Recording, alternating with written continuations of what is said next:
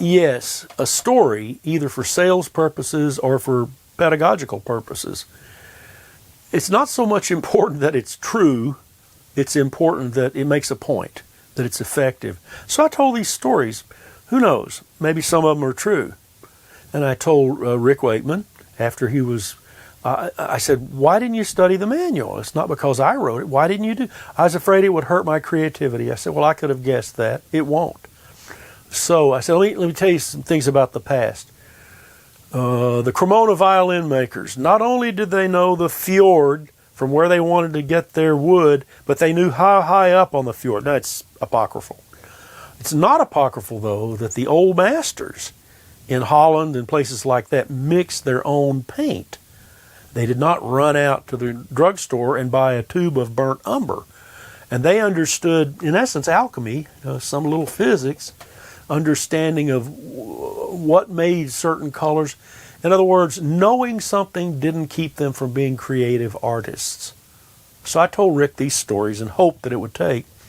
Lo and behold, 6 months later, I guess, or a year, can't remember it, I came back and he ran over. Oh, Tom, look at this. Look at these sound charts. It was just like you said. When I went through the manual and really started understanding the instrument, if I had a thought about it, I could make it happen. It was very heartening for me to hear that somebody would actually realize knowing something doesn't hurt your creativity. And that's a bromide you hear a lot of places. I grew up near Nashville. The old story was, can he read music? Yeah, but not enough to hurt his playing. Okay, if you have a very simple folk music, that works. But you don't want to try to do Stravinsky that way, do you? The most advanced artworks require structure, and if you have that structure, you can go into that world.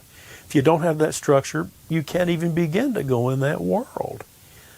I've angered many people in my lifetime by saying things in a strong sort of way. I was over to a friend's, and they did pottery and other stuff there, very beautiful things.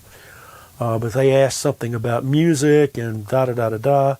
I said, well, you understand the entry curve for music is ever so much steeper than for many of the arts. Oh, what do you mean? I said, getting rather testy. I said, let's just look at reality. Every little hamlet out here has a little theater and can put on Shakespeare. Don't have to be in a huge city. Don't have to have professional actors. Don't have to have much of anything. That's scenic design, anything. I said, try that. Try to get somebody together in a little hamlet and play Mozart's 40th Symphony. Oh, it's different, isn't it? People don't want to bump up against these things. They don't want to have their shibboleths, their cherished visions. Somebody come along and shake the base of them. But I don't know. My old thing was Southern. If you want my peaches, don't shake my tree.